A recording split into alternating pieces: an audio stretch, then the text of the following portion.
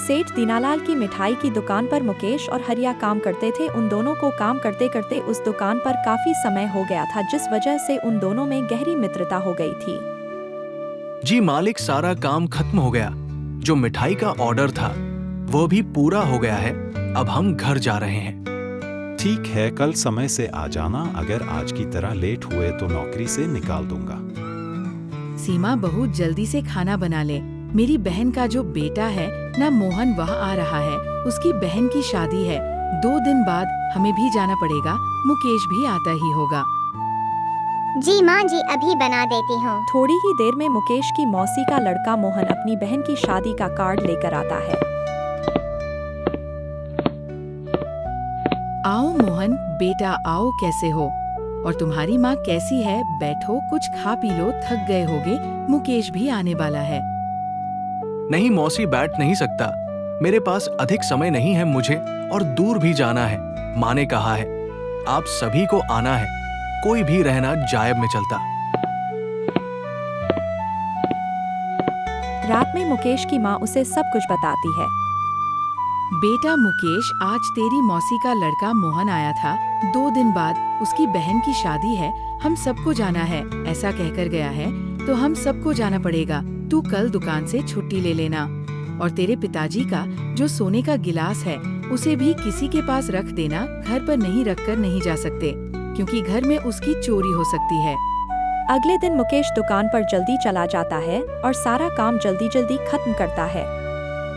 सेठ जी, मैंने आज का अपना सारा काम खत्म कर दिया है। अब मुझे छुट्टी दे दो, क्योंकि मुझे मौसी की लड़की की शादी में जाना है। ठीक है मुकेश, चला जा, लेकिन ज्यादा दिन मत रुकना, क्योंकि हमारे पास हर रोज शादियों के लिए मिठाई के ऑर्डर आते रहते हैं। अगर तू रुक जाएगा फिर यहाँ काम कौन करेगा?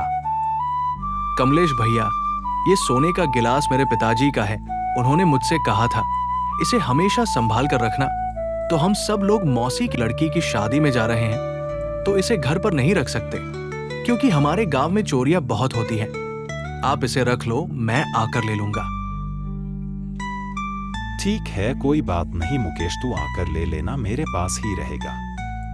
इतना कहकर मुकेश वहाँ से चला जाता है। तभी सेठ दीनालाल कमलेश को भड़काने लगता है कि वह यह सोने का गिलास मुकेश को ना लौट आए। वह उस गिलास को बेचकर अमीर बन सकता है। तू भी मेरी तरह अमीर बन जाएगा, सोच के देख। फिर आराम से चैन की जिंदगी जिएगा। मान ले मेरी बात, तू मना कर देना। उसके पास कोई सबूत तो है नहीं कि उसने यह गिलास तुझे ही दिया है।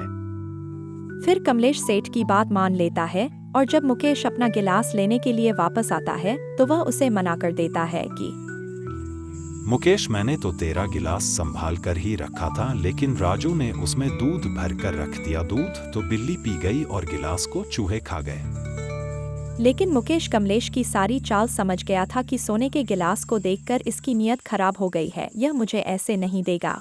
कोई बात नहीं कमलेश भैया, चूहे क्लास को खा गए तो खा जाने दो। आप राजू को मेरे साथ भेज दो, क्योंकि मेरे पास बहुत सा सामान है जो मुझे मौसी ने दिया है। मैं थक गया हूँ राजू, थोड़ा घर तक छोड़ आएगा। कमलेश अपने बेटे राजू को बुलाता है और उसे मुकेश के साथ उसके घर तक भेज देता है। मुकेश रास्ते में ही उसे एक गुफा में छुपा देता है।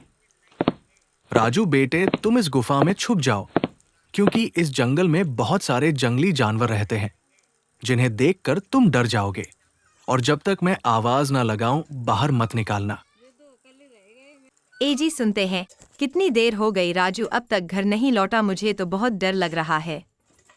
फिर कमलेश अपने बेटे को देखने के लिए मुकेश के घर जाता है। उधर मुकेश भी दौड़ा दौड़ा कमलेश की तरफ आ रहा था।